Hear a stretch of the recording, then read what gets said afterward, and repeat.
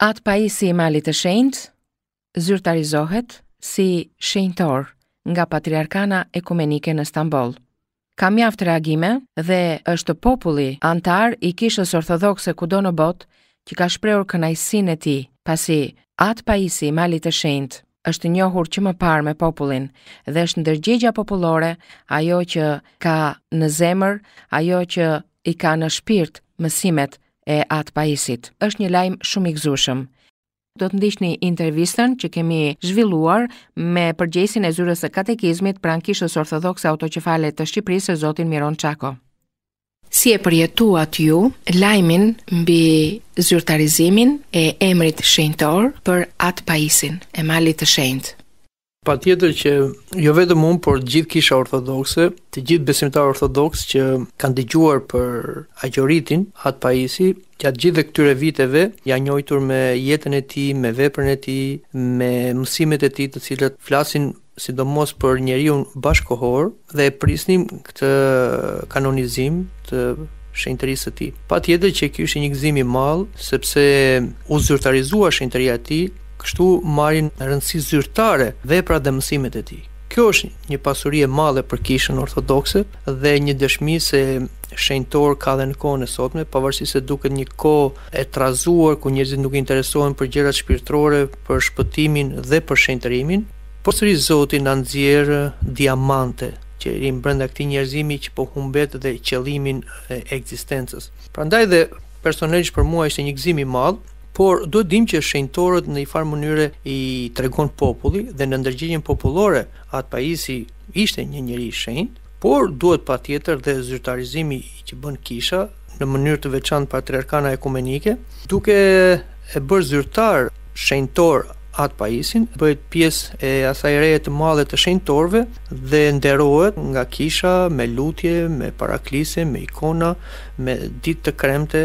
Ajo që farë mua më gëzon është që mësimet e tij, siç e thashëm përpara, bëhen zyrtare.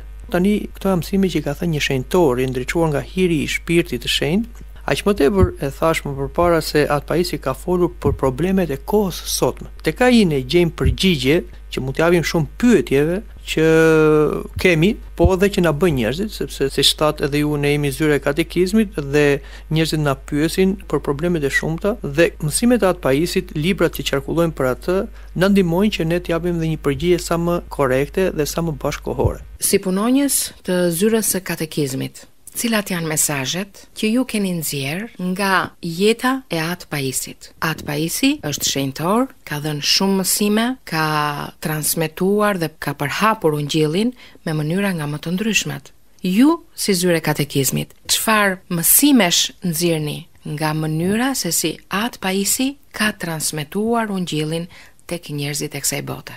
Ajo çfarë na frymëzon është që nuk mjafton thjesht të kesh zgjuarsi, po duhet të kesh urtësi. Ashtu siç thon dhe etrit e shenjtë të Kishës, teologu nuk është ai njeri që thjesht lexon libra, por është ai njeri që ka një lutje të pastër. Dhe ajo çfarë na mëson neve është që neve jo thjesht duhet të lexojmë, por ato që lexojmë dhe duhet I praktikojmë, dhe aq më tepër sipas detyrës që kemi si katekist për të mësuar popullin e Perëndis, duhet t'i jetojmë, t'i praktikojmë ato që mësojmë dhe t'i transmetojmë tjerëve me hirin e Perëndis. Dhe hiri I Perëndis merret nëpërmjet lutjes, nëpërmjet një përkushtimi. Këtë e ka mësuar atë pajisi që dukej në pamje të parë njeri pa shkolluar, ishte njeri shumë I urtë dhe jepte përgjigje pothuajse të gjithë pyetjeve që I bënin njerëzit të sferave nga më të ndryshme. Përgjigjet I ishin fundamentale, ishin përgjigje që koha I tregoi se ishin të sakta. Ky është frymëzimi I parë. Një tjetër gjë është se librat e tij që qarkullojnë, ai nuk ka shkruar vetë mësimet e tij, po ishin të tjerë që I dëgjonin, I transkriptonin dhe aty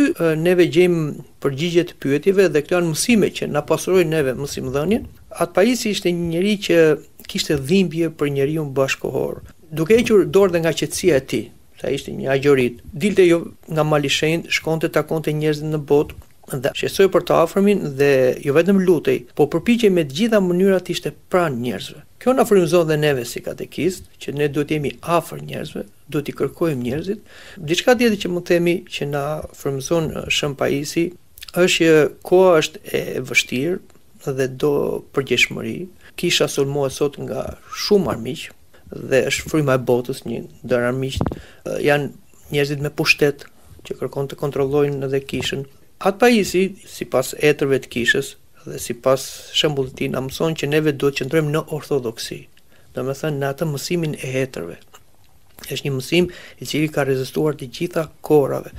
Kjo na jep siguri jo vetëm për shpëtimin ton personal, por na ndihmon që edhe të tjerëve të japim shpëtimin e sigurt. Këta njerëz të mëdhenj, koha i zmallon akoma më shumë. Është si puna e atij mali që sa më shumë i largohemi, aq më i mall duket.